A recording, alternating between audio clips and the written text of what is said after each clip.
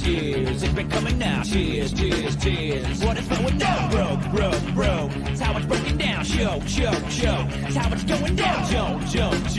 How the pitch is there. Won't. Wonder if they get out. Push your brother man's out. And extended here. Pray. That it never comes. Weep. When you're getting so stay. Never go nowhere. Pray. It ain't coming here. This is a journey into sound. Who will not ever? The war with the blueprint attached to my eye. Who will not ever? One torn us out and still alive. Yeah, who will not ever? Good evening. Welcome to another fine edition of Legit Paranormal Open Bar. I'm your bartender tonight, Buddy Money Thea. So this evening's show is in lieu of another show that would normally be in the time slot, but because they are not yet prepared yet, the Cellar Dwellers and Professor Stone are still on special assignment, on their own assignment. So tonight we are very happy to present you another beautifully produced and holy shit of an episode. We've done 110 episodes as of last night of Legit Paranormal Podcast with myself, the King Michael, and Joseph or Joey Paranormal. Last night we were happy to be joined by Auntie Dale, i.e. Dale Beluccio. She runs the scene here on Tuesday nights, live at 8:05. I got to do her bulletin for this week. She has, I don't know who she has. She has on a very special guest this week. Shut up, dog! And the dog is excited. Everybody's excited. She's going to have a good guest on. They're gonna go through the metaphysical world. On the opposite Tuesday nights, you can see Auntie Dale. Yes, we're excited about Auntie Dale. Shut up. And you can see her do live readings with either a tarot card reading or a medium. And that's that's it. If you're not familiar with Legit Podcasts or Legit Paranormal or anything in the metaphysical world, I'm going to show you an episode this evening of Legit Paranormal, just what I'm talking about. But before I do so, let me open up my screen for you and show you my screen here, and I can show you. We're going to go with the window, I guess. I don't know. This is really all new for me. Let's see if I'm doing it right. Share. You can see me. There I am and my crazy screen. Okay, so if you don't know anything about legitpodcast.com, you go to legitpodcast.com, right? And here on oh shit, no, I don't think I did the right thing. But anyway, hopefully you can see this here on legitpodcast.com. You can see all of our podcasts. We have podcasts from Sunday nights to Friday evenings. The dog gets excited. Sunday nights live at 7:05 is Legit Paranormal. The Paranormal News is on Wednesday nights. Paranormal Clips Show is on Thursday nights. Legit Metaphysical with my Auntie Dale is on Tuesday nights. East Coast Bigfoot Research Organization has a Bigfoot Encrypted show with Daniel Bigfoot Benoit on Friday evenings at 9:05 p.m. Professor Stone Conspiracies is due to be on right now. So Professor Stone, as soon as he gets out of class, they're going to put the finalizations into the episodes, I guess, and we hope to see Professor Stone and his cellar dwellers. And then Legit Fantasy Sports is always a good place to check out, like the best picks for football, for fantasy football, NFL, USFL, dare I say XFL, dare I say legit baseball, legit basketball, legit fantasy basketball. There's a lot of options. There's a lot of picks made, and a lot of them are pretty spot on. So if you're looking to make good picks or you're looking for good fantasy options in any of the sports we offer, that's a good place to find that as well. So another thing you can find here on the site is what was the show that you're about to see this evening, or the show from our more recent show, which is this is what I'm going to have on. And then if you want to see older stuff, go down here to the bottom, all past content playlists. You can find 198 episodes. I think, I don't know, that probably doesn't mean that, but it's Bahtendah, Some Common Ground. Mike's open bar is called Bahtendah, and it's a fantastic place where a lot of Italians dwell. All 110 episodes of legit paranormal, legit fantasy sports content, which ranges further back than legit paranormal, over like 3 or 4 years, I guess. And Mike's band, State of Corruption, one of the finest metal bands out of Rhode Island, I think, and their YouTube specials, and it's absolutely fantastic. My favorite album has always been the first album. It might just be me. And here's our little thing, for all the shows. Okay, so, and that's our sponsor. The only place for trusted edibles is, hold on, I'm sorry, I should say it now, because at highharvest.net, our friends at High Harvest. So go to High Harvest and tell them that the King Mike L sent you, and hey, maybe you get a discount. I can't say that you will, but maybe you will. But anyway, on to tonight's show. It's a rerun. It's one of my favorite now, all-time favorites. Oh shit! I don't know if I'm doing this right. So hold on, let me go back. The dog's getting excited. I think I do this a different way. I do it like this, and then I do. Hold on. Bear with me for our legit rerun up in here. Share screen. Okay. All right. Now I do Chrome tab, and I'm going to pick this one. Here we go. Buddy knows what he's doing now. Mike would be proud. Okay. All right. Here we go. Make this all big. Enjoy.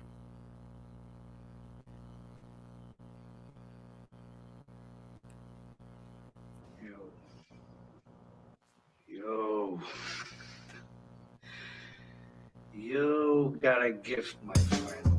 You got a gift. Oh, yeah.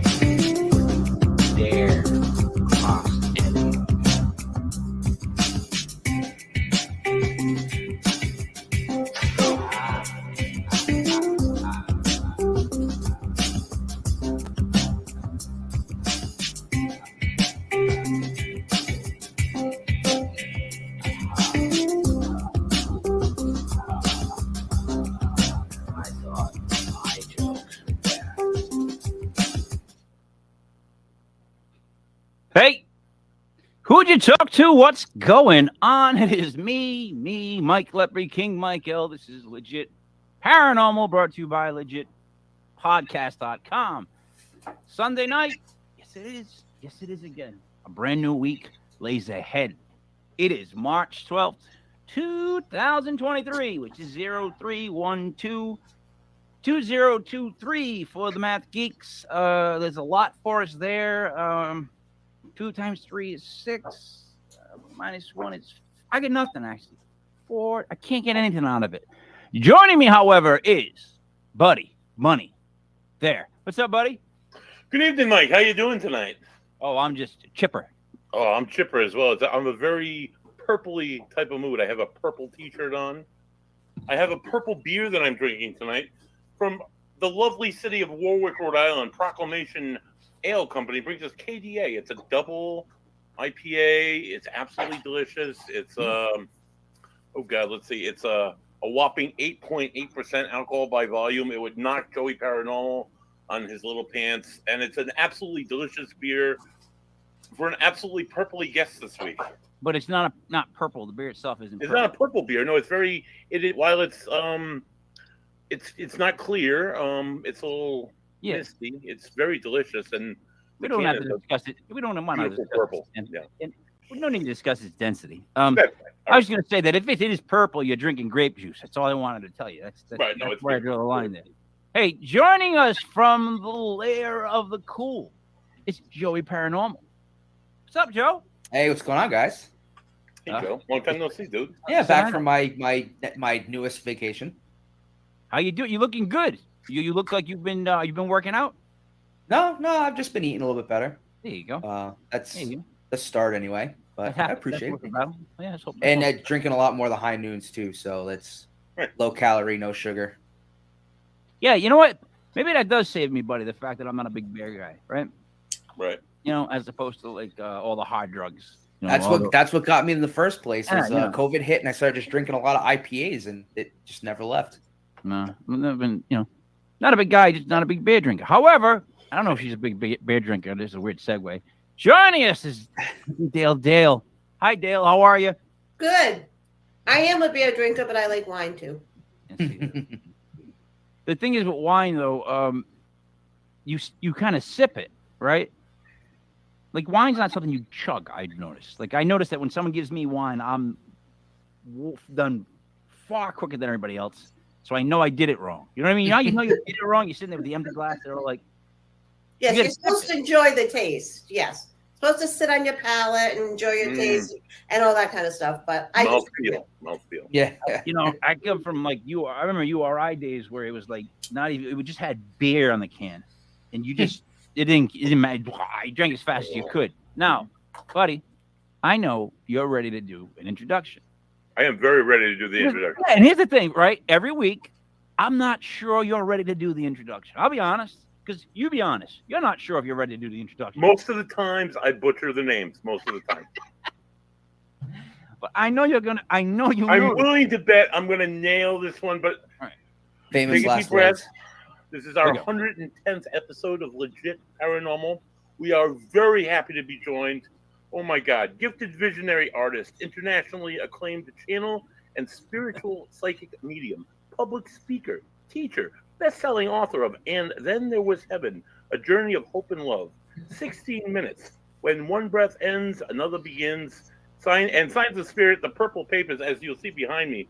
I have many, and their stories, including the one-man stage show, Heavenly Experience, and host of the new YouTube TV show. Please welcome to the show, big drum roll, please, Roland Comtois. Yeah, great job, buddy. Woo! Great job. Wow. Hey, Mike, and Joey, and Dale, thank you so much. I'm so excited to be here. I can't believe 3 years I haven't seen anyone, done anything, but I'm glad to start with you guys because it's very thrilling to be here to talk about those purple papers and everything else we're going to talk about in the time that we have together. And beautiful job, pronouncing my name. Beautiful job, buddy.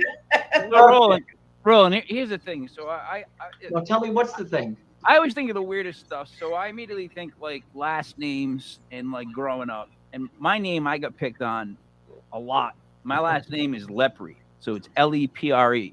So if you're in the 80s, you just move the R and the E, and it's the worst nickname you can have growing up, right? So I understand what it's like to have a last name that they can get on you, because I actually got into a fist fight with a bus monitor who's an adult over my name. I finally had it. I was like, all right, I'm old enough where I don't want to be called this. Let's get thrown in.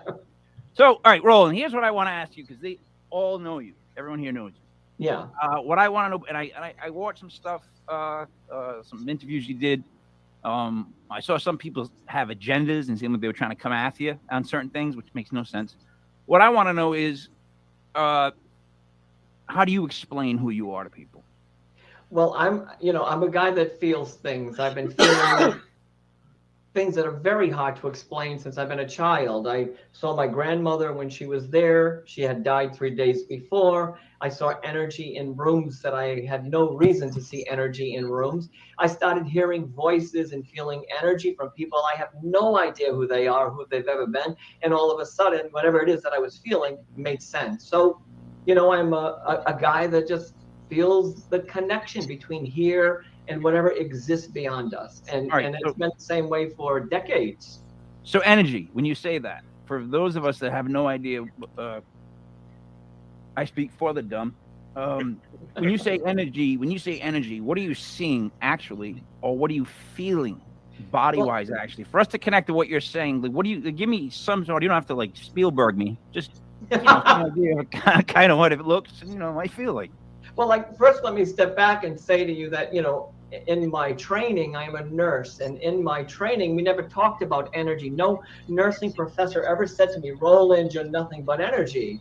I would walk into the class and say, I see energy around you. And they would send me out of the room thinking that I was absolutely crazy. But listen, there's got to be more to us than just the physical aspect that we can see here, that you can see when you look at me. There's got to be more to us. And it's that more to us that I really feel a connection to. It's the part of the soul. It's the part that exudes this vibration. I mean, listen, have you ever, Mike, walked into a room and you had a weird feeling or a weird sensation? Maybe you were picking something up. Maybe you were feeling something present in that space, So I look at it from, we're more than just the physical being. There's more that defines who we are. And it's that place where I do this communication. Okay. All right. Buddy, I good? And when I look at someone, I'm seeing energy around them. I'm feeling, start hearing these voices, seeing images passing through my mind. And then I do something with that energy, with that feeling, with that sensation, with that awareness. I do something with that. So that's it. So that all right. So that brings me to a question before I kick it, buddy. So that throws me to the whole.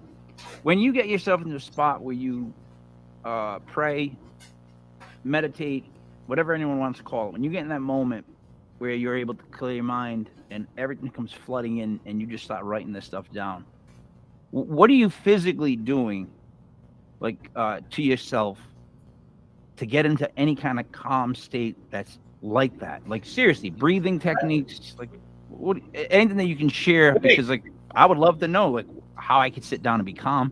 But that's a fair question. I mean, it does, in the world that we live in now, sometimes it takes a lot of work to get calm. The world is chaotic at best.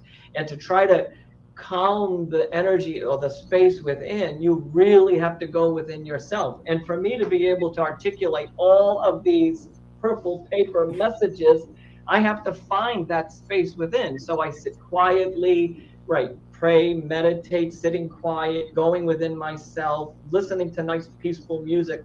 All that kind of stuff allows me to get out of my own thinking, out of my ego, and into a space that, again, that space that is a part of who I am. Because like I said a minute ago, I think we're more than physical beings. And it's that other aspect that we communicate with each other, at that other space. So I think music plays a huge part in that. As I kick it over to Buddy, I really think that music is a way to hear other things and lose your thoughts and lose yourself and be able to. That's like, to me, when I listen to music, is the best way to clear my head. And the heavier the music, more chaotic the music, calmer I am. Buddy, I agree. Oh my God. Okay. Oh Christ, I have a million questions. Yo, you just go at one. You start with my first one. So over the years, people ask me as a paranormal investigator if I work with mediums. I'm like, yes, of course I work with mediums. And they ask me, they talk about different mediums that they know. They talk about different people that they know. And I reference you, and I reference other mediums that I've known throughout the years who have been like intensely accurate. So when I say intensely accurate, you got props? Yo, is he throwing a carrot top on us? What's going on? I don't know. Looks like he's taking a little stroll through the woods to find some of his papers. He at least organized his props. All right, yeah, it's this one. All right, it's this one in particular. Go ahead. right, it's dated 6/28/2019. That's I'd say probably 5 weeks after Heather passed away. Not, you know, honestly, it's no fuck. What am I saying? I'm sorry. It's like a month. It's almost a month to the day. She died on the 27th of May that year. You said in here, Heather says my last words were "love you," and those were her last words to me. She looked at me. She says, "Buddy, I love you," and she lost consciousness and she passed away. How do you know those? How do you know this stuff, right? Like, I tell people all the time, like he'll come to you in like an audience of 150 people, and he'll pull you out, and he's direct, and he's like he has no intimacies. He knows, like, how do you know this? Please tell us.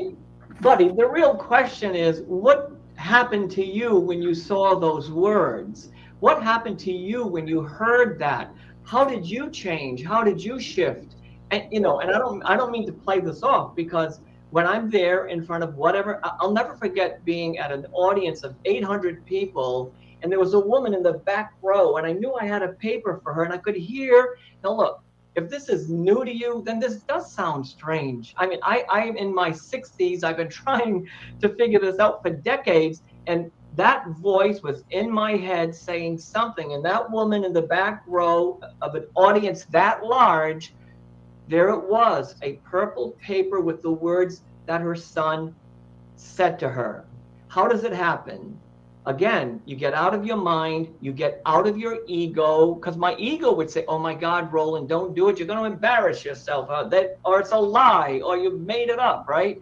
You're going to get out of that space and listen to that energy. And when that energy, because your wife has a beautiful energy that is palpable. It was palpable before, it's palpable now. It's how you it's how you decide to relate with her. So when you saw the word "love you," I heard the word "love you" on the date that was written, and I put it there. And instead of fighting myself and saying, oh, maybe I'm wrong, maybe I'm right, it doesn't matter what I think. It matters what you think. It matters what happens to you in the moment you receive that message. You know, I have been for decades trying to explain the process. I get quiet, I settle myself, I get out of my head, I get out of my emotion, I get out of my ego. I happen to believe that there's something more than just what we see here. And because I believe that, it kind of gives me entrance into that space, into that wonderment, into that energy, into whatever you want to call it. Call it heaven, call it the universe, call it love, call it whatever you want to call it. But I heard your wife's voice say the words that are recorded on that paper. You want to hear something else strange, buddy? I don't have any recollection of it anymore. It was presented, I heard it, I felt it, I gave it to you. And you decide what you need to do with that purple paper. You decide what you need to do. Buddy, would you like a follow-up question, or can I kick it to Joe? Oh, kick it to Joe, because I got a ton more. So as I kick it to Joe, two things, Joe, I want you to take in about what he just said. One, you need to meet Roland's personal trainer. Yeah. And two, the ego is not always positive, right? The way he's referring to it as is an ego. It's kind of telling you not to do something. People get that confused. They think it's always telling you to do something. It's telling you sometimes to not do something. Joey, what do you, purple paper? Joey, what do you got? So, you know, you've talked about kind of how you center yourself when you receive these messages, and so these messages come into you. Is there ever a time where it's too much, or where you kind of want to be away from that aspect of it and you do something else to kind of take your mind off of receiving these messages? Maybe, you know, mentally or physically, you're just exhausted from it. Is there something you like to do to kind of ground yourself back to reality as opposed to spiritually? That's a great question, Joey. It's a fantastic question. I will say that prior to writing on purple paper, I was hearing voices all day long. I thought I was going nuts. And when I was young, my mother would say, I think you better go see Dr. Park. And every time she'd send me to Dr. Park, the family doctor, he said, Roland, you need a girlfriend. He'd say that to me every time I was there. When I said, Dr. Park, I'm not nuts. He said, yes, Roland, you got a problem. And that was the doctor saying I had a problem. So all those voices were loud, overwhelming. And then one day I said, I've got to take them out of my being, out of my presence, out of my awareness. And that's how these purple papers were born. They were born in a way to get out of all of that intensity that comes along with those messages. Now, in my everyday life, I go walk outside. I work in the garden. I get out of it, and I say to them, you know what? I'm off today. I don't feel like talking. I don't feel like getting a message. Can I go back to something though for a minute? You guys said you said that, what do I do to get into the space? But the question is, what do you do when you go out and do your paranormal investigations? Is there anything you do in preparation to make you who you are in that moment that helps you to be who you really are? I mean, maybe you don't do the same things I do, but I'm sure there's some preparation that allows you or affords you the opportunity to see whatever exists in that world that you're looking through. We're all peeking through some doorway. I'm looking at the people that have passed. You're looking at energy through voices, through images, however you discover them, Buddy, Dale, and Joey, however you make that connection, you're looking through the veil just as I'm looking at the veil. We're just looking at different things or different dimensions of what exists out there. All right. Let's see. Quick question. How do you know when one of the papers done and it's a new message? In other words, is you just stop. I know this is a dumb question, but I have to ask it. You just stop and you're like, that's the end of that message. And then you know it's the next message coming through. Like, is it turnstile almost in your head? Yeah, that's another great question. And by the way, some of the questions you guys are asking me, no one has ever asked me before, which I really appreciate. Cheers with my. That's why we are legit. This is how good it gets at my house. Here, I'll have water. You have your beer. Hold on. Anyways, I sit in front of the paper. I listen. I write, and that's it. It's generally one big purple paper per message. And there have been days when there have been 3 and 4 messages. And there's been a very famous murder case that I felt in the country that I was feeling a lot of energy about. And that was 3 pages long of purple paper messages from the mother and daughters that had passed to the family remaining, So there's all kinds of ways. But generally, Mike, it's one message encompasses that one big purple paper. Dale. Roland, I've been to you many times over the years. Yeah, thanks. And I just wonder, I mean, not everyone gets a message, right? No. Some people sit in the audience and they don't get messages. So why do you think that happens, that some people can come through and other people can't or don't? Yeah, well, there is over there, wherever there is the loudest guy banging on the door. Let me in. He's loud, he's obnoxious, he won't let go, and his energy is strong. He's going to get in, I think, before the sweet little old lady, because I can hear his voice or feel his energy differently. I also believe that sometimes it isn't the right time, it isn't the right moment. And guess what else? I want to say this right now, live in everyone's presence. You don't need me to talk to your loved ones. I mean, you don't.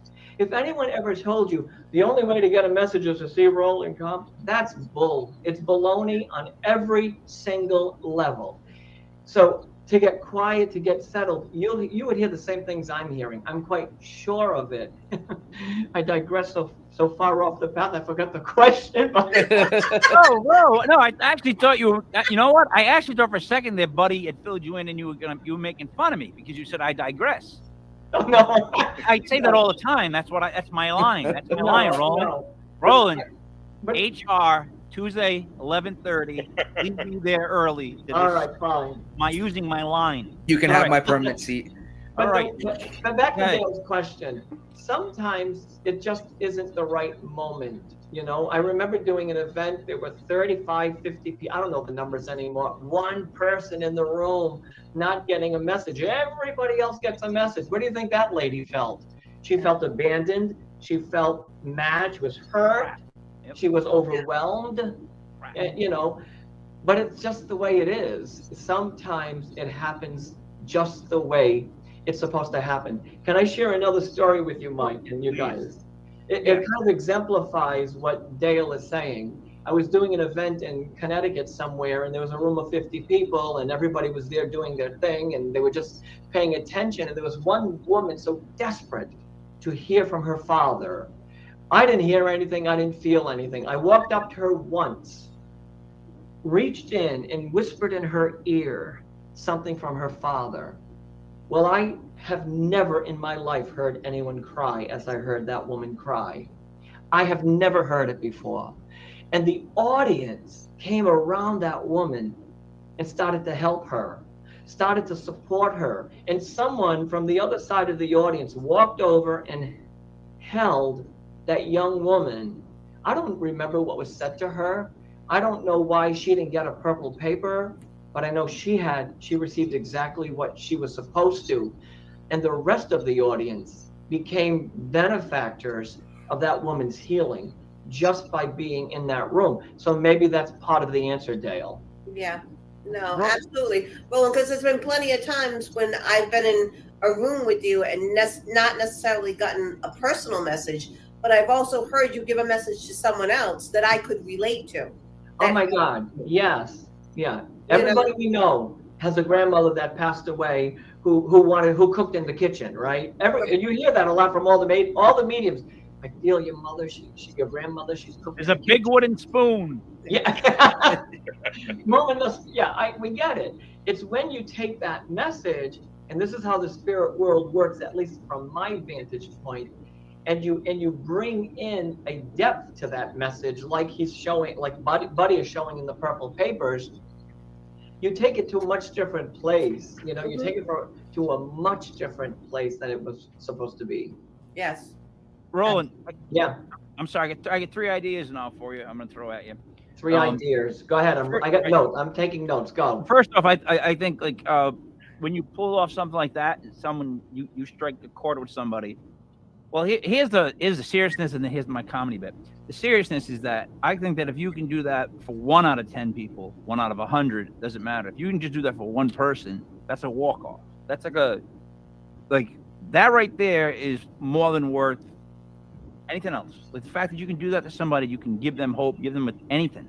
Whether you're telling them something that is real, fake, whatever anyone else wants to call it, if you can change them, then you did what you set out to do, the mission. Second, you should call your group. Now, you guys remember the Vikings, correct? Minnesota Vikings? Here's the joke. You guys do the Purple People Healers. Oh. The Purple People Healers. You have no idea how great of a name that would be for your team of the Purple People Healers. Oh, that's Healers. good. Healers. I got to make sure I say healers correct because I want to say that thing. And lastly, Roland, dogs' eyes prove to me that they have souls. They're going with us. Like in the last year, I've had so much proven to me that I just don't tell anybody like what I'm dealing with or what I'm going through. I keep it in my own head because no one's gonna believe me. I won't believe me. But I'll tell you what, dog's eyes. I wanted to bring that up to you because I saw your dog. When you look at a dog's eyes, if you can't look at a dog's eyes and tell that they're on the same level, if not smarter than us, then you're not really looking in their eyes. That's the truth. Christ. Yeah, that's the truth. And if you look deeply into a human being's eyes and you can't see something there, then you're missing the whole point. Also, I remember being on a talk show once, and the guy that was the other guest was a vet who didn't believe the dogs had souls. Oh my God, the guy and I had it out because I never heard anything so ridiculous in my life. And how they peered me with this bozo. It was so insane. It was so insane. But you're right. The dogs, God, the eyes. They're there. They're over there too, by the way, wherever there is. That's a good feeling. See, that's one of those feelings I enjoy. Because Because I'll be honest, everyone I've talked to about you has had glowing remarks. I mean, I tried as hard as I could to get some negative stuff, but nobody would do it. Well, I got a few names. I'll give you names. It's fine. Apparently, they're not on my friends list because everything was so. Here's the thing, too. Not only positive, but you're one of the few people that I've heard of that have had those moments where people remember the moment. So even if you don't remember it, what you did for them is such a moment that it's like, that's why you support someone who does what he does. Whatever it is that you think, it doesn't matter, because look what he's doing. Buddy, you back me up on that, what I'm saying? Like, it matters the end result. The end results are absolutely incredible. Anybody you ask who has seen Roland, even if you go there and you have no experience whatsoever, just to witness other people's experiences, it's like super heartfelt, and you can feel the emotion in it in almost everything. And Joey, I'm sorry, Dave, you want to talk? Your finger's up. Go ahead. Yes, my finger's up. I just have to share my story and I tell this to everyone who asks me about a medium. First time I saw Roland was in a little store, White Light bookstore in Cranston. Okay, and the owner told me, Dale, you want to see a good medium? And I'm like, yeah, I've seen mediums before. They're really general, whatever. She's like, no, you have to come see Roland. He's different. I'm like, all right, whatever. So I go. There was about 35 people in the room. He comes in. He starts off right at the beginning, goes right up to this poor girl in the back of the room. She looked like maybe she was 21, 22. Goes up to her. He says, okay, so your grandmother's standing behind you right now, and she's a little upset because if you go home in your bureau on the left-hand side, the second drawer down in the back is her necklace, and you haven't been wearing it, and she's kind of pissed off. So you might want to put it on. The girl's face was just, okay, yep, that's where it is. That's how precise Roland is. And he has never done anything less than that since I've seen him. And I don't know how many times I have been lucky enough to see him live, but that is Roland. Roland is amazing to be with. His energy is so powerful. It's crazy. Roland is so gifted and so precise. It's crazy. I'm sorry. I just had to share that. So excuse the phrase, but the devil's in the details when it comes to things that Roland says. Like, in other words, yes. He says things that you're saying that they're just so detailed. It's like, there's no way he could guess it. There's no way he could guess. There's no way he could guess. He told Buddy exactly what Heather's last words were. He told me what side of the bed I was sitting on to hold Heather's hand for the last 2 days of her life. There's no way he would know this stuff. If I could go on and expand on Dale's point a little bit, another purple paper that Roland gave me in July of 2019. See that in the corner there? Yeah. My wife's name was Heather, but I called her H. Oh, you did? Amongst other things, that was always our nickname in between each other. Oh, and that's what he put on the top of the purple paper. Wow. Right? It says, guess what? I saw ghosts when I was in the hospital, or should I say shadows. It was hysterical. It was so crazy. I need to keep sending messages to my guy. Well, he needs them. How is the dog? Which was, the dog passed away in September, which he did another purple paper messed up. I digress. Heaven is for real, and I don't mean like in the movies. By the way, I did not have much pain when I left.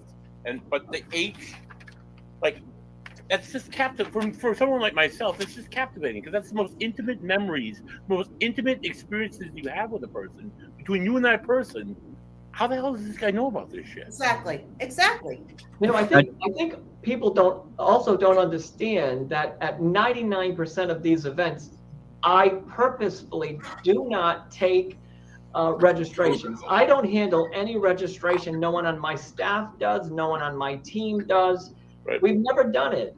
Right. So that no one says that I've checked you out online and all that other stuff.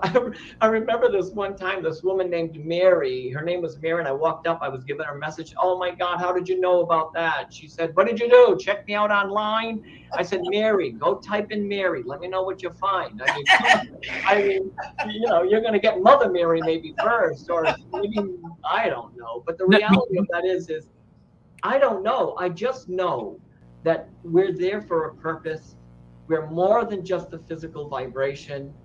I believe they are willing and ready to give us messages. It's up to us to try to mold into a new understanding, a new awareness, a new connection. And if we can do those things, I think that we could have a very profound experience with our loved ones. Absolutely. I think we need a deconstruction of words and terminology, and that would help. Well, no. What I mean by that is, I don't mean like stopping or suppressing words. I mean in changing how we everything's paranormal, everything's this, everything's that. Something, if it's religious, well then it can't be this. Well, why not? Why can't it be both? Why can't we start to figure out that maybe they both connect? So the biggest thing I want to ask is when someone loses someone, right? And they get to that point where they lose faith. So if there's anybody that's listening that's ever been at that point where they get so down on losing someone that they give up on God, they give up on what they believe in, they give up on everything, technically.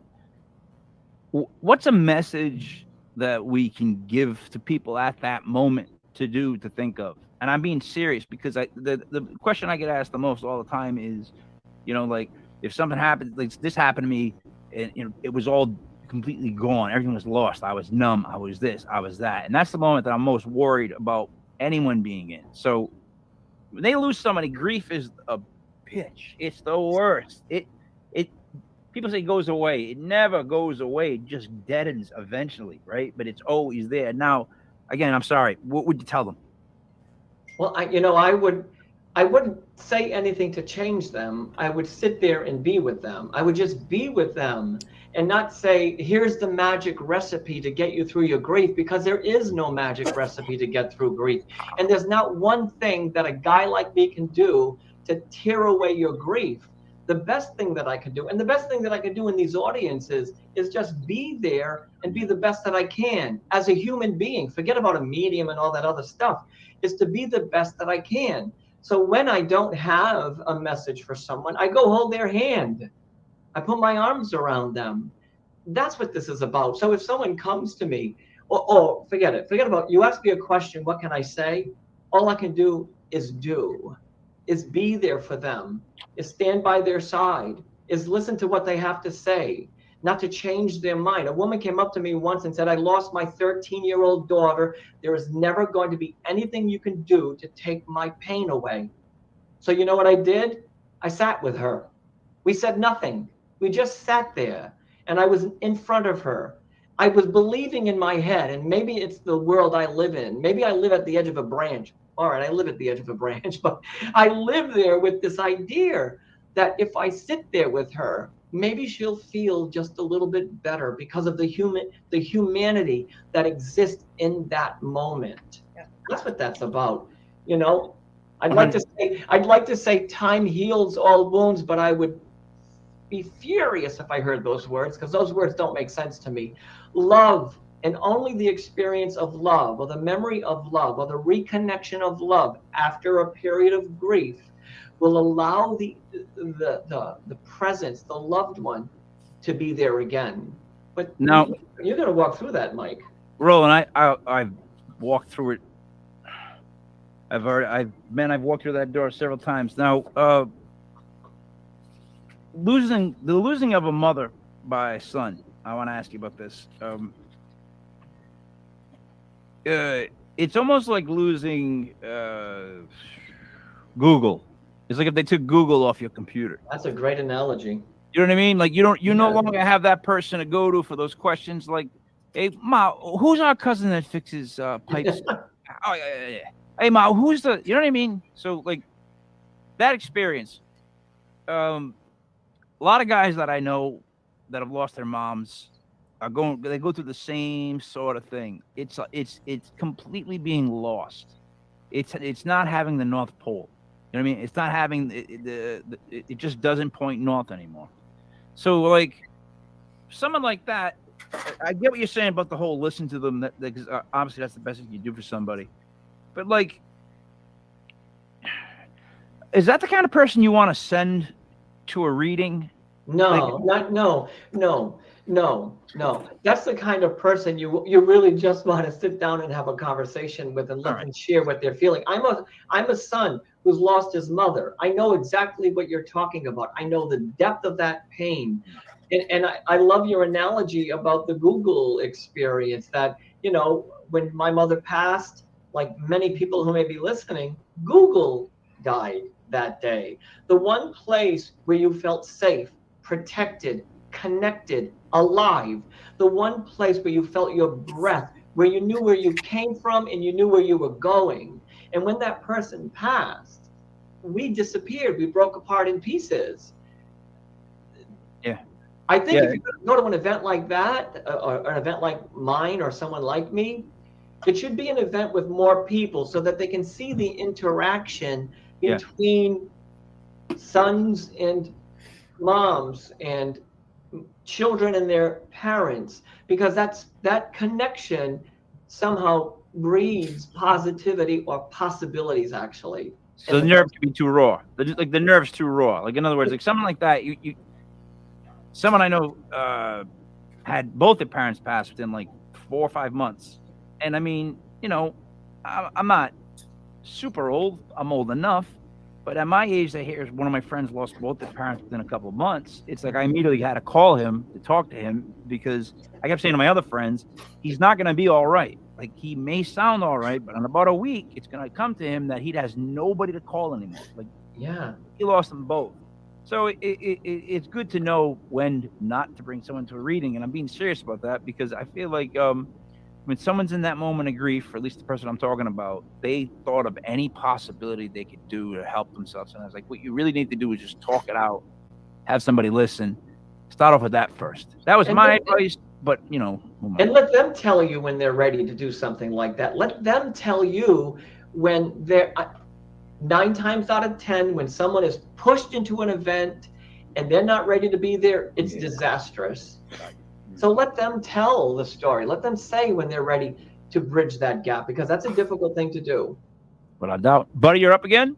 Yeah, I just want to touch upon something Roland said a few minutes ago about how they don't schedule events and they don't know any of the names of any of these people.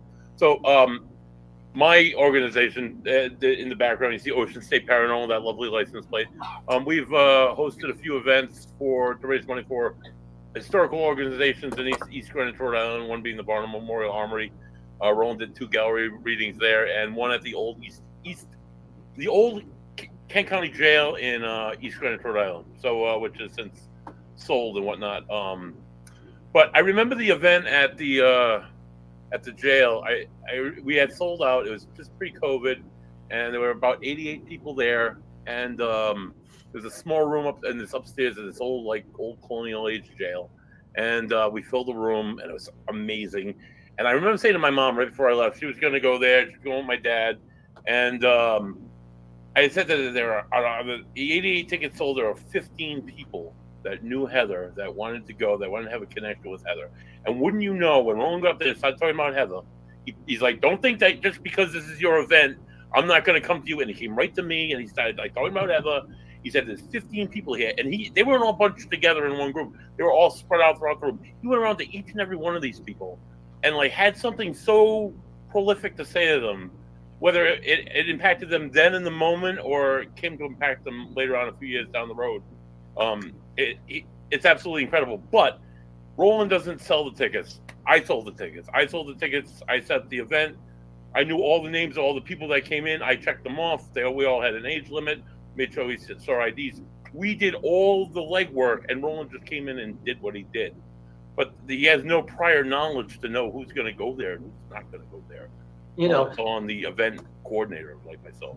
So. The naysayers will say that you told me, but we know the difference anyways. I know that when I walk into that space and I'm carrying all these purple papers, I know that it's going to be exactly what it's supposed to be anyways, whether they are against that or don't believe it. So thank you for hosting those events, though. I appreciate it. As a paranormal investigator, from a skeptic side of point of view, when I do use a medium, when I do have a medium come out, I will message them about an hour before I'm supposed to meet them, the location, so there's absolutely no time for them to look into anything. They just get there, and then sometimes they know the things they know, and it will blow your mind. It just blows and it continues to blow my mind. So just Joey. So we were talking earlier about someone who may have lost a parent and when's a good time to go to an event or something like that. I personally, and I haven't lost a direct parent, I've lost a lot of family members, especially over the last 5 years. I personally believe that no matter what stage of grief you're in, going to an event like that, not necessarily going, at least if you're in that mind space, going, saying, hey, like, I'm not going to hear something for myself. I just want to be in a room of people who are also maybe in the same spot that I'm in and just kind of hear their stories and just be a part of that healing. I think that's important. But what I really want to ask is, you know, for one, do you do one-to-one kind of readings? And if you do or don't, which do you feel is more valuable? Doing a group setting and letting a group of people kind of heal as one in that setting, or just having a one-to-one with somebody and just kind of really getting down and dirty as to what's going on? That's a great question, Joey. I see the value in the group event much more than the private event. I've seen it for decades. When you see a whole audience gather together for one person that is so brokenhearted, the value of that is immeasurable. Because now everybody becomes a part of the experience. Everyone in the room becomes a messenger. Everyone in the room becomes a channeler. Everyone in the room becomes a healer. Everyone in the room becomes something more. They become something that they didn't expect that they would be. What gets in the way are the expectations we put in going in. If you walk in with the expectation, I want to hear from Uncle John, and something else happens, then you may be disappointed. But if you widen or broaden your expectation and letting it be what it's supposed to be, that's hard to do when you're grief, right? When you're overwhelmed with grief, it could be something extraordinary. For me, it's all about that kind of larger aspect of what this can do, a larger aspect of what channeling and messaging and mediumship is all about. For me, it's never been about one person necessarily, though I want everyone to feel better, but it's about the totality of what's happening. Where are we together? How can we get through this together? You think people look at it as if I'm just walking on the stage doling out messages in purple papers, but I'm really aware of the audience as a whole. Are we in this together? Are we doing okay? You know, and all of those kinds of things that are happening when we're together. So those of us who have seen you work live know that it's not just you walking up across the stage. You are, I mean, it blows my mind. You are, I mean, you get right up, not into someone's face, but you get right up next to them. You know, it's incredible kind of to see your demeanor. And I think, I don't know who I've talked to about this, who's brought this up before, but your demeanor changes and your mannerisms kind of change, and it's really impressive to see that kind of stuff live, especially coming from me. I consider myself very skeptical of a lot of this stuff, and both times it's blown me away. Well, I've heard that before from other people. I remember once driving in New York, and I was driving by this hair salon, and I had to get my hair cut for an event, and I walked in, and I drove by, and something said, no, go now. So I turned my car around, I went back in, and I sat at the chair, the lady's getting ready to cut my hair, and all of a sudden, her father is in my mind. Her father's there, and he used to drive a green Jeep, and I don't know how that ever, I don't know why I know that, but it was just there, and I looked to the woman, and I said, are you open to things like this? She said, yes. I said, I have a purple paper for you in the car. I went in the car and I pulled out of the stack of purple papers, a purple paper that told the story of this woman and her father's green Jeep. The lady sat down, she went pale, she cried, she was overwhelmed, she couldn't believe it. And then she said, wow, you did a great job. Wow, Roland, this, that, and the other thing. I said, don't put the accolades here. Put them on your father and give them to you for giving yourself a chance to really hear and feel and experience his message. That was just one story. Anyways, I could go on and on and on. I got a question. Yeah. So now, is this the sort of thing that is best done in person, like, all right, we agreed that it's better and you enjoy it better with a group, all right? Yeah. And I get that because there's group healing. Like when someone feels better, you feel better for them, and there's just a happiness that it breeds. I get that. But as far as the whole time when there was that sickness, people over the internet, over Skype call, don't you have to be near somebody, or is it really just that you don't? I guess you don't have to be near somebody, right? Because you're writing down stuff to begin with that's just coming out of your head. So Yeah, I prefer being in person for sure over the Zoom things, but I've done Zooms throughout this pandemic, and we've had some interesting experiences, and many people receive purple paper all over the country that I never expected that I would meet through Zoom. But I prefer being in person because you get to see and witness and feel how palpable that moment is when someone is going through what they're going through. And as Joey just said, I'm not on the stage looking around trying to I'm walking into the room. 2 weeks ago, I was at the Stadium Theater. There were 700 people. I jumped off the stage, went up to a woman, and it went up way in the back. And it was about this guy's son who passed unexpectedly. And all of a sudden, I'm in front of all these people. I'm holding this guy, and like I was kind of in a trance, and I said kind of humorously, I bet you didn't expect to come here and get hugged by a guy tonight, but hey, this is the way it worked out for you, right? This is the way it worked out for you. And so I love that in-person experience by far. yeah, I mean, you know what? Maybe you should consider smashing watermelons. I mean, because it worked for Gallagher. I'm just adding like a little piece to it, like, you know what I mean? No. Mike, forget it, because then he'll have me in HR, just like you're going to have me in HR. I digress. I don't need it. I got enough going on in my life, Mike. My second thought was like a purple pinata with like purple Skittles in it, and you just smash that to stop the show. Because I guarantee you, I don't care what age you are, if you see Skittles scatter, you're going to go after them. I mean, my beliefs. Joe, what are your thoughts on Skittles? I think Skittles are awful for you, and nobody should consume or put those into your body. Thank you, Joe. Dale, you got a question? Roland, we're talking about the amazing impact you have on all of us when we're at the events. What does this do for you at the end of an event? How exhausted are you, or are you exhausted at the end of an event?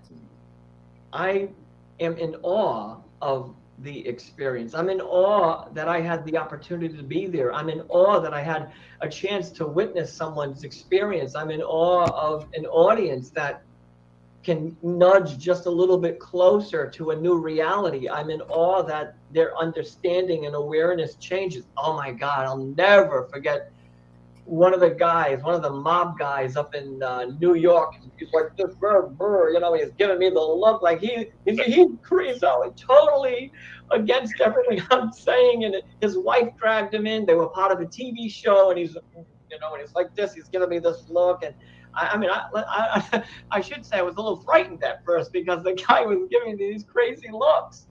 And then I walked up to him and I said, "Your brother wants me to talk to you." And all of a sudden I thought I became Italian. And I'm saying, "Your brother wants to talk to you." And this mob guy sobbed. Like the guy sobbed, So I feel fortunate to have this opportunity. Am I tired? Yeah. Am I exhausted? Sure. But who cares? I'll recuperate and I'll move on to the next experience. But hey, the mob guy feels better, so I feel better. You know what? Speaking on behalf of Italians, guys, if you have drinks, please drink. I am 100% Italian. And here's the thing. Italians are making that face because we don't want you to come up to us and tell us something. Oh, please. Make us cry. Yeah, don't get me going about God's not the truth. No, we don't want to cry. So we're like staring at you, mean mug, like, don't come up to me. Don't say it. Don't say it. Don't say it. Then you said it. Look what you did. Waterfall. Yeah, oh my God. Waterfalls. I know all about the Italians. I know all about them. You have to walk up a little slower, but when you get there and you finally get there, they're totally on board and everything turns out to be for the best. Yeah, because we're I mean, come on, the Nanas, the Papas, everyone I know, Oh, stay away from that. The Milwaukee. Oh, wear the horn. I had so many pennants on my necklace. I had St. Anthony. I had that horn. I had this. I had all these things. No, I'm not kidding. It was like ridiculous back when I was a little kid. Like, if anybody talks about witchcraft, I couldn't play Dungeons and Dragons. Like, that's what we were. Now we're at a point though where, like, I think people are starting to accept more. They're understanding. Knowledge is being spread more. It's just something where they're starting to accept more.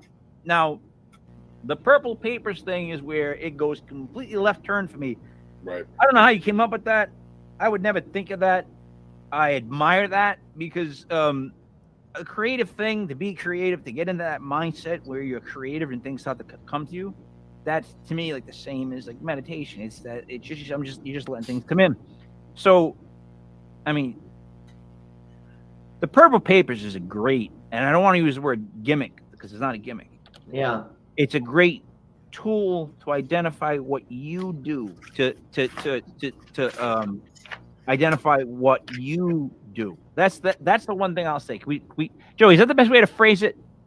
Yeah, I think I like the way you're putting it because You have a call legal, or I'm still talking to make sure I'm all right. Dale, do you agree with what I'm saying, like at all? How, Roland? How did you start with the purple papers? Well, because Where did that come from? it came because I couldn't like Joey asked earlier, I couldn't contain all that I was experiencing, and I was overwhelmed by the sounds, the voices, the images, the experiences, the everything. I was just so overwhelmed with all of it that I had to take it out. And then I heard the voice that said, write on purple paper. So, we all look for the big dramatic moment. Wait for it. There wasn't any. No. The voice said, write on purple paper. So I started writing on the purple paper, and I understand why purple's the color of knowing. It's the color of this expansion of our consciousness. It's the expansion of our universe. And so if we look at color as a vibration, I saw it as an opportunity to expand that awareness or consciousness, that kind of thing. So it just started.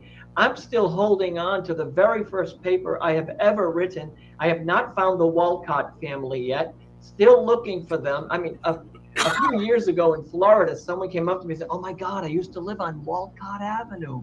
I said, lady, it's not yours. Lady. So how old is that There's one? a lady there for you, Mike. Lady, it's not yours. I want to point out, so some people like myself and Mike, we collect memorabilia. There's never enough things that you can collect. There's never enough things you can display. Now imagine having purple papers that you feel you need to give to people. And instead of being able to just give them to people, they keep coming to you and they keep multiplying.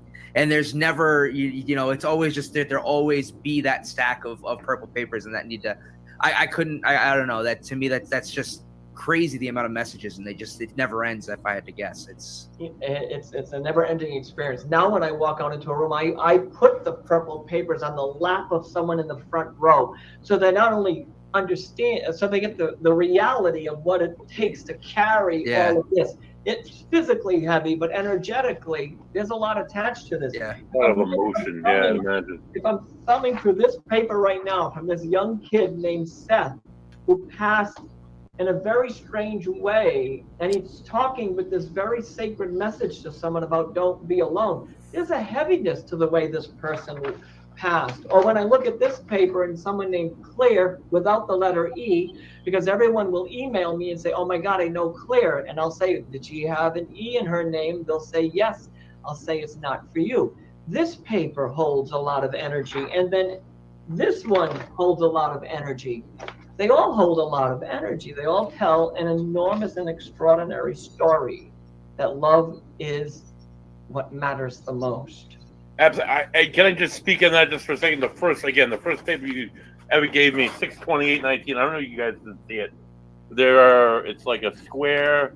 It's like a stick figure in the middle of the square, and there's 11 stick figures around that middle bed, right? So that would be my interpretation of my wife when she passed. She was in ICU, and she, they took her off the machines, and she passed peacefully. There were 11 people in that room. Oh wow! And I mean, there were a whole bunch of people outside, but there were 11 people in that room that day, in the room. Around your bed. And you depicted that perfectly. Now, just a month after she passed. So I mean, how can anyone even make that? I mean, on my best day, that cannot be made up. Right. Even if I was talented at making things up, you can't make that up. and That's the detail of that, like that first purple paper, it's still this. I was just reading, I was just starting to well up again. That alone I has just can't. power. It's just so personal. It's so intimate. It's so intimate. It's so powerful. And for you, at some point, it becomes transformative. Mhm. It takes you from where you were in your grief and suffering. It takes you away from that on some level and pushes you. It gives us that hope, Roland. That's Yeah. what it gives us that hope. I'll give you one more example of that hope. So the last one I ever got from you was this past year. You had done it in July, and there was all that mystery whether it was her. A lot of people said, "Oh, that's Heather. That's our Heather," and you're like, "Oh, I don't know. It might be this or the other." We went to see you that was September. That was 5 days after my dog died. She got put down because she had cancer really bad. But it's the same dog that you had mentioned when Heather said, and you gave my mother a purple paper that said, "I have the dog." Oh wow! It still absolutely blows my mind. But this one, Heather has been trying to send you new messages, new signs. I had a great life. Now you must live yours. I love you all so much. I know you were in shock. I knew you did your best. I know you honor me every day, and we do, because we recently put together a list of her all her recipes. She had like hundreds of recipes, and we made a cookbook. Oh and wow! we put it out to the One family. of the best gifts I've ever received. Yeah, months before that. And so to receive new signs. So two of her best friends, one of them, her friend Erin, she on her phone, she'll get a photo of the day. She's gotten it like 4 times since she's owned the phone. 3 of those times it's been Christmas Day, it was Heather's anniversary, and it was a day that I was looking for a message, and she got her face as her picture of the day. Oh. I think that's coincidental. Another one was her best friend Missy, who has never had any experiences, was one of the 15 in the jail that night. She was sitting in her car while her daughter was in the dance studio, and you know how you get text messages on your phone, you're in your car, and it'll come up on your radio? It said, "Message from Heather." And Missy's like, she called me that night, and she's like, I didn't think I had any other friends. I always kept Heather's number on there, and she's like, I swore at the time it was somebody else. And I looked through my messages, and Heather's my only Heather contact. And then it happened again. Wow. And it was just like twice in like 2 weeks. It's just like these little signs, these different signs that she's sending, like you said that she would do, she's been doing. So it's absolutely, I got nothing else to say. It's absolutely amazing. So Roland, basically, it's all about kind of paying attention to what's actually around us, all of us, more or less tuning into what's there as opposed to just glossing over it. You just happen to have a extreme gift where you're able to harness it, bring it all in, because what you're saying is it's just whatever it is that we're talking about is everywhere. Everyone else has the ability to speak with past loved ones if they can somehow focus it and get it to where, I don't know, at any level. I mean, I'll be honest, I don't know what it takes. I don't know how dams break. I don't know how things start. I just know that once you have one thing happen where you go, you're good. Like, that's a great feeling to know that someone else is somewhere. Yeah. Is one of the greatest feelings, or at least for me. Like, to know now that, like, I know that my mom's here, that she's good, my dad's fine, these people are fine. Like, that's a big burden to take off of people. Yeah. It is. You know, I happen to live an observant life. I see the tiniest little yellow flower growing from the grass. I see the change in season. I see the faces of the people I meet. I live a very observant life. And the more you live an observant life, the more that you are going to be able to connect to and communicate with that exist out there, you know. And wait a minute, before we go any further, out there isn't up there, it's everywhere. It's right here, you know. It's not up there in some cloud, you know. I will never believe that my mother's laying around on a cloud, you know, sipping champagne or something. I don't buy it.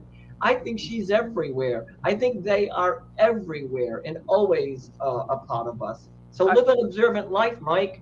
I think my mom could be everywhere. I think my dad, though, if he had the choice, would be on a cloud sipping like a 7 and 7. Well, that's true. You know, that's interesting. That's very funny. Once there was a guy who said the same thing. I said, you know what? Your mother's over there, but your father, he's at the his father was out playing golf somewhere, that's the way the message came, and the guy laughed his head off because he expected it to be that way. Well, I mean, I had a mother who said, "I'm gonna haunt you guys for the rest of your lives."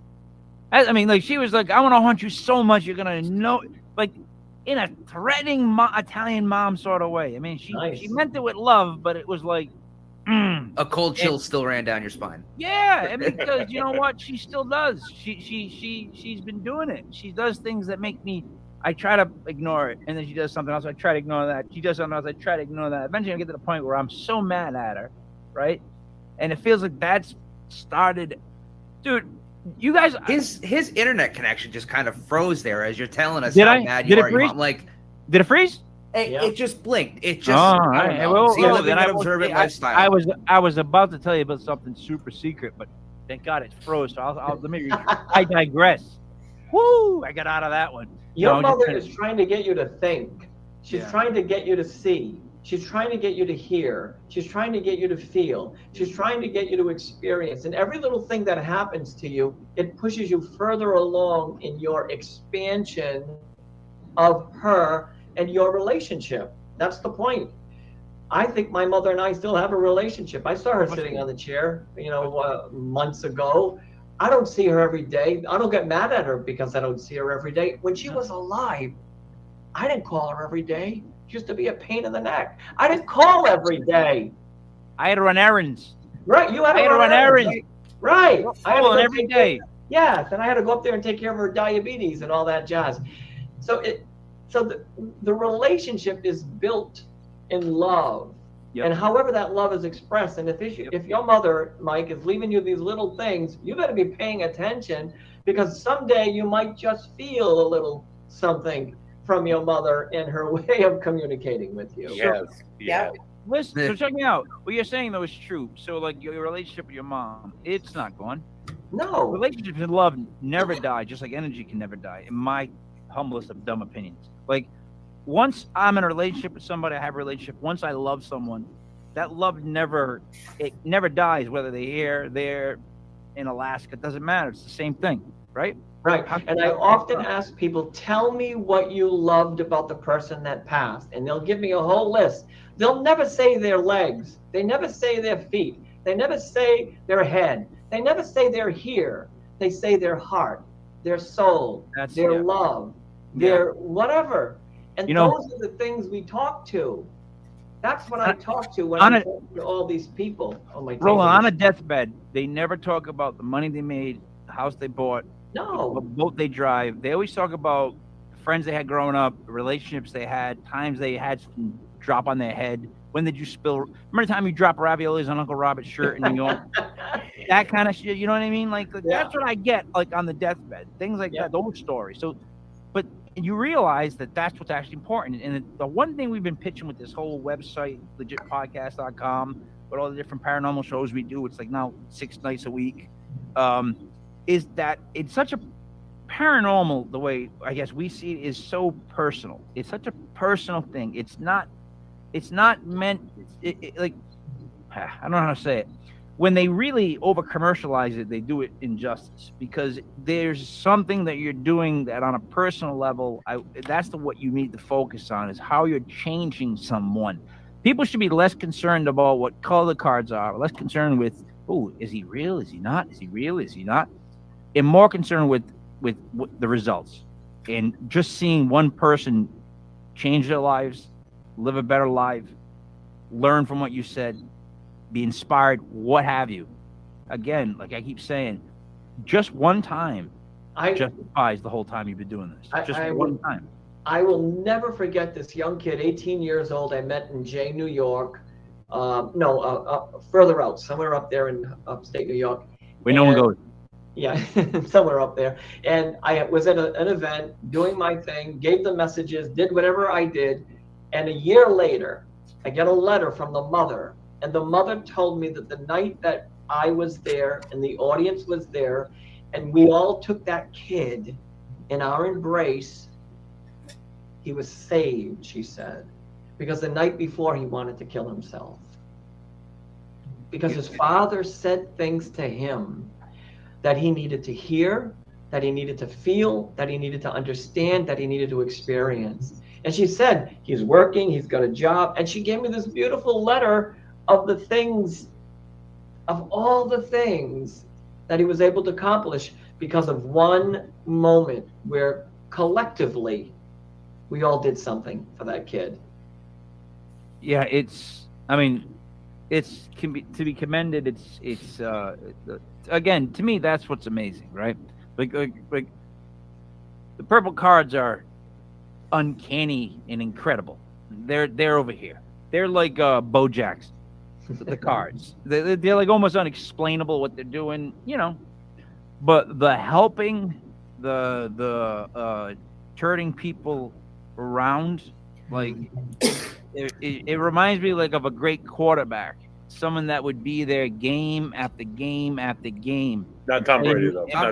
Not named Tom Brady. Definitely not Daniel Jones. No. No, I'm talking about Mr. Reliable, Mr. Eli Manning. Well, see, now I can't even. Now I probably should leave because this conversation I'm is. so happy I just said that. I feel so good about myself.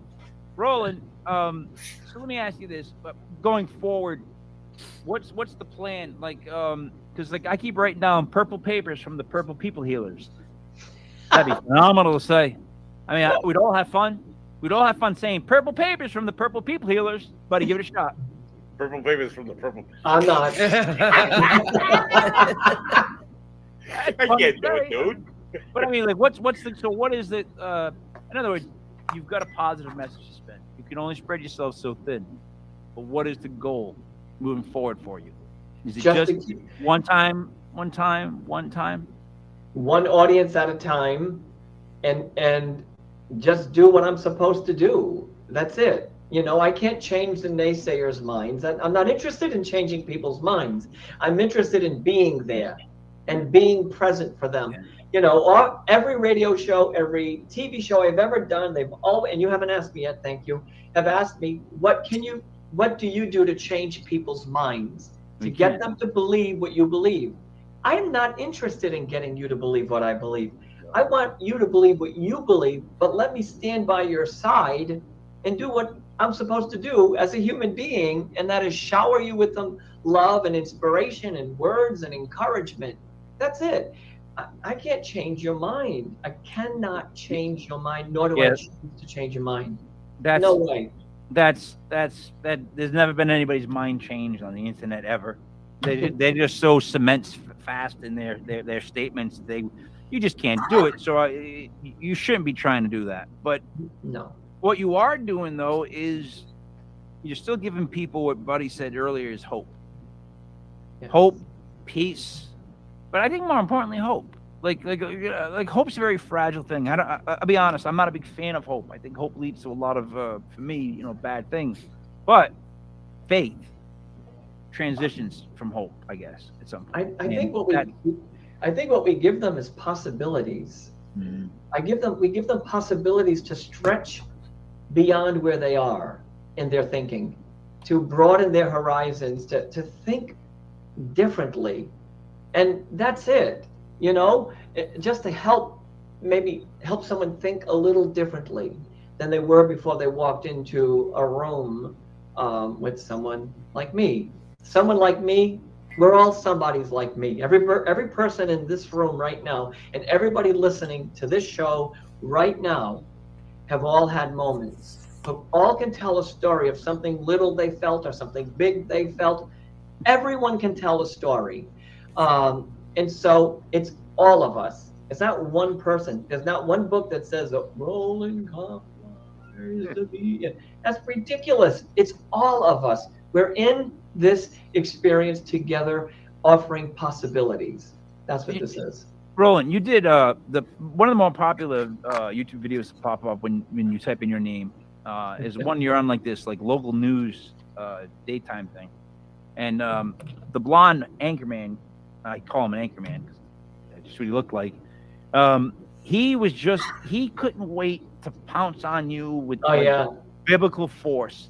And I gotta be honest, man. I more appreciated your matador approach to his advances more than anybody else. Like I like defensive boxers. Like I mean, I like guys who get inside too. Like like a Frazier, that kind of guy, Hagler. But I'm a big fan of defensive boxers. And what you did to him was verbally defensive, like in a sense of like, well, doesn't it say in the Bible that you can't believe in this? You can't talk to spirits like this. And you were like, yeah, well, here's blank, blank, blank, whatever it is, John blank, whatever, Ezekiel is blank. Like then he still came at you with like you could, like when he came up with the second one, did you not feel, not even just being a medium, just being a person, did you not feel that he did his homework to try to get you on something religious? Because by the second time he shot back at you with another religious quote after you hit him with two, I'm like, this kid came loaded. This is a setup. Well, there is a wonderful religious quote, Corinthians 12:4, that says, everyone has a gift. It doesn't say one person or another, and that we all have a way to express that gift. He never gave me a chance to say that. And by the way, that was in Maryland. Their way of thinking, I'm not saying Maryland, but it was in Maryland, and the guy was very religious in his belief. And that was the end result of that conversation. But he wasn't going to change my mind because he didn't believe as I believed. And I certainly was not going to change his mind. It didn't matter what I said. It didn't matter. All right, so hear me out. I just know that when I feel what I feel, I have to say it and share it. You wear purple. I'll wear yellow, right? But with a T-shirt that says douche bag. Oh, my God. You get in those situations and you need to tap out. You hit my shoulder, and I'm just like, guys, shut up. Stop asking them about this stuff. Move on. And then I just sit back and I shut up. You know why you're wearing yellow in this scenario you just painted? Because you're working through intense emotional things. That's why you're wearing yellow, because you're in the midst of going through something at this particular time in your life that you're searching for clarity about. You're wearing yellow, and you bring that color up because it's a higher vibration energy, or you're trying to understand or reach into something new. That's why the color yellow you just brought out into this experience, right? Because you're working through emotion. Maybe you're not. Maybe you'll say, nah, I don't buy it. No. Here's the thing. I'm not. I can tell you why I thought of yellow. I mean, it's really easy. Because the Lakers wear purple and yellow. Oh. If you look behind me, there's a picture of Kobe Bryant. So I went with purple. I immediately go to yellow. Secondly, yellow is my favorite color. Then you're an emotional human. And that's why I would say douchebag. He is a very emotional human. Very emotional, passionate, willing to push the boundary human. That's what you are. Oh my God! Yes. Yes. Yes. I am, but I'm honest when I say that I am. I'm going to be who. Here's one thing that you've got down. You got to be who you are, right? There's good sides of us and there's bad sides of us. I feel like if we suppress both sides completely, you're not even being you. So you got to have your moments where, like, you can't be super mean, but every now and then you got to be somewhat mean to close out like unnecessary stuff, right? You got to be able to handle business and get out of there. To be the lamb, you got to be the lion, right? So that sometimes that's what you got to do. But for the most part, I would think that we're hopefully mostly good. But you got to be a little bit bad. So what's bad for Roland? Though, like, you leave the show, you pop open the shirt, the hair comes out, full medallions, you start drinking, you drive your Ferrari around. Like, what? There's no like de-stress time for you, or you just always at this level? No, God, there's too much work to be at this level all the time. You need a vacation from this level. Are you kidding me? You need to be, doing whatever you got to do. I certainly do a lot to de-stress. After an event, I eat food after. You may think eating food doesn't matter, but it matters in de-stressing and changing the energetic vibration. We're all vibration. We're all frequency. Yes. We're more than this physical being, as I've said 100 times tonight. So there's a lot of things. I paint. I do things to get out of my mind, and I escape into certain experiences, into music, I watch movies. All kinds of things that you do to get out of this space. I couldn't live in this space 24/7. It would be too exhausting for any human being to live in that space. You have to appreciate all aspects of who you are. That's it. And I happen to be a guy that tells the story that the love between us is so powerful that in this one moment, some message will come. Some moment that will come to transform you, like Buddy has had and Dale has had and Joey has referred to us seeing or something. We've all had those moments. Yeah. Guys, if we go around the horn to wrap it up, Dale, last question, last comment. This, Roland, you've mentioned about the purple papers and people, saying, "Oh, I think that's my paper," and you're like, "Nope, that's not it." Do they tell you? Like, how do you know it's not the paper? It's years of cross again. Yeah, it's years of training. I just know it in my gut, and I trust my gut now. At this point, I totally trust it, and I go with the flow, and that's it. I trust it, and no matter how someone approaches me, because they approach me everywhere about that, I just trust what I feel. Great question. Thank you so much, Roland. It's been fascinating tonight. Thank you so much. Joey, that was a perfect answer right there, right? Trust your gut, because it's like taking a test. Whatever the first answer you thought it was, just go with that. Dude, you better chance it's going to be right. Yep. So what do you got, Joe? First, I just want to say, it seems nobody else got the memo. I wore purple. It's my favorite color. No, this is a purple shirt, Joe. Yeah, looks right blue, here. buddy. I'm Change in the a lighting purple room, for God's sake. But I do want to say, Roland, as every time that we've been able to interact, I could listen to you just speak about anything that you're speaking about for hours. It's always just great to be in the same space as you. I always just feel just more light. I don't know. It's weird. It's hard to explain, but I just always just feel, as you said, you like people to feel better when you're talking to them. And, Yes. and I can honestly tell you, every time that I have spoken to you or have watched you do what you do, I always just feel brighter, lighter, and better. So it's always great to be able to converse with you, and I appreciate you coming on and Nice. talking Thanks to us. so much. That's lovely. Thank you. So, buddy, before you wrap it up, just so Joe knows, this is a purple and black and white dress shirt. I'm sorry. It's amazing how now everything's purple. Oh, my walls are purple. My blue shirt's purple. I'm sorry. My walls are purple. Fuck, Joe. For the record, Joe, this shirt has purple in it. All right? It just does. Look at the beer I'm drinking. Come on, Joe. You know this beer.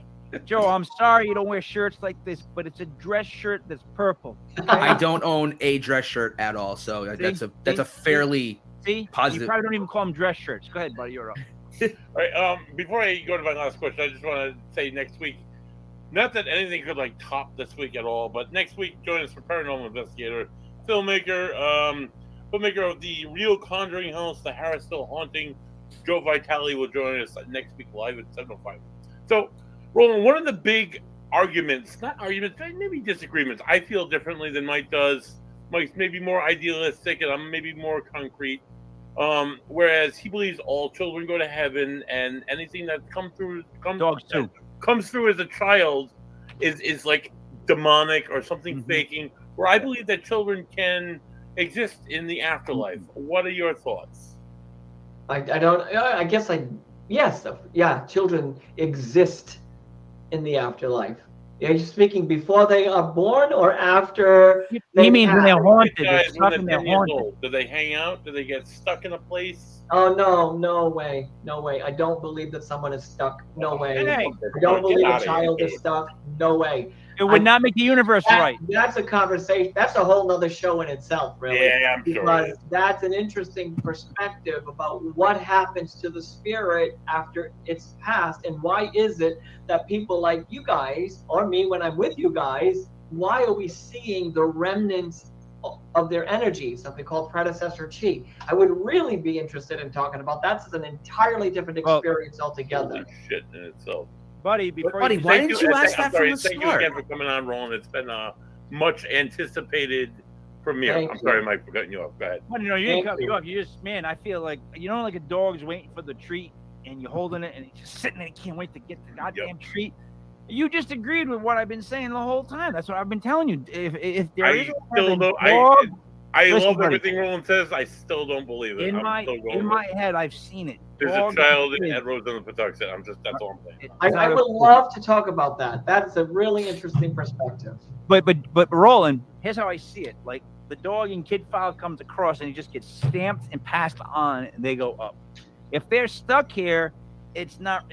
First of all, it shouldn't be. Second of all, there's people that claim that they can move people on. They should be going around the country in this big purple van. Let's do it purple, guys. And just drive around. They run in the building. They go, hey, and they get them passed on. Like, I refuse to believe the universe would allow that. So that's where I stand on that. That's my thick-headed dumbness. There's something to say here. I got plenty to say about this at another time. I digress. So, Roland, anything you would like to say before we wrap up? Any other comments? No, I want to thank you for inviting me. I'm excited to have shared this time with you as my first interview coming back post-pandemic, and to all your audience out there, thanks for being part of our experience. I appreciate it. Roland, it was a great time meeting you.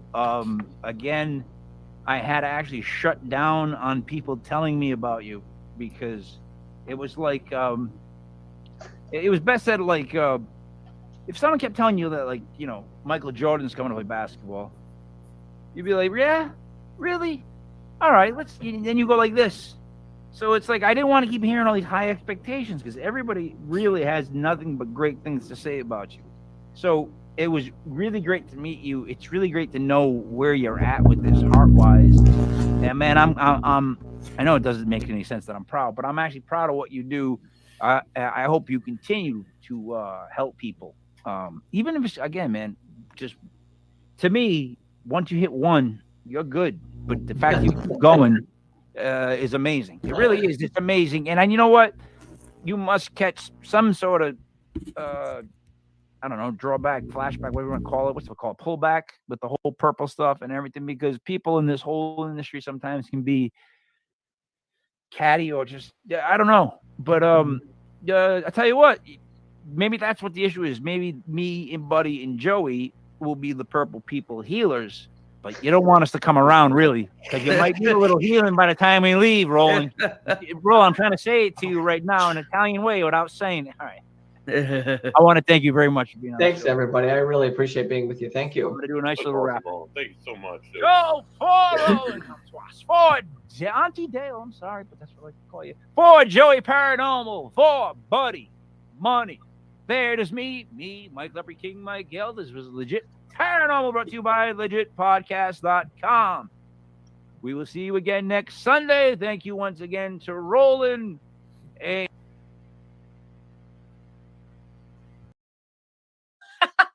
I'm just glad you made it out. They do a wonderful job, Rox. Yes. We're redoing my shop, so it's a little crazy. Yeah, I've been redoing the bar here at my house, which doesn't exist, and Rick's been working on the bar that he has. Right? That's right? it.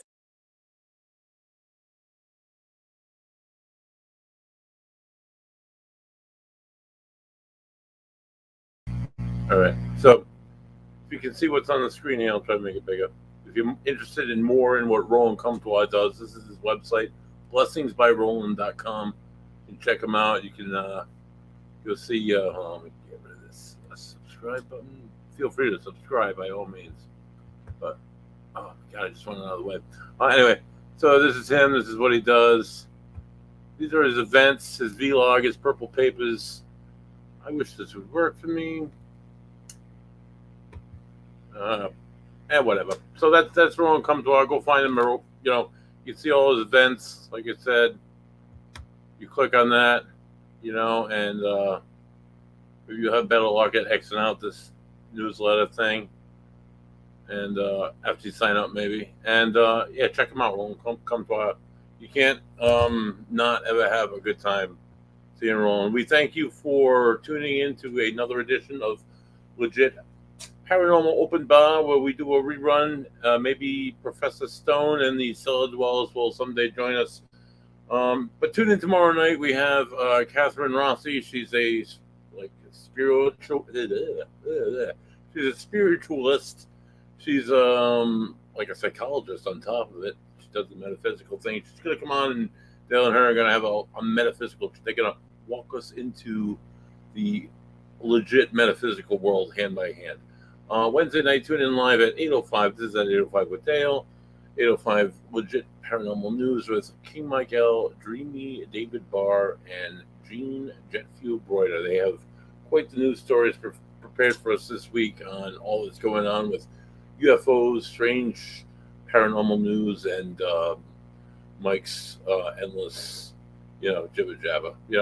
Thursday night, tune in live at 8:05 for Legit Paranormal Clips where we present paranormal clips from different paranormal investigators from around the country.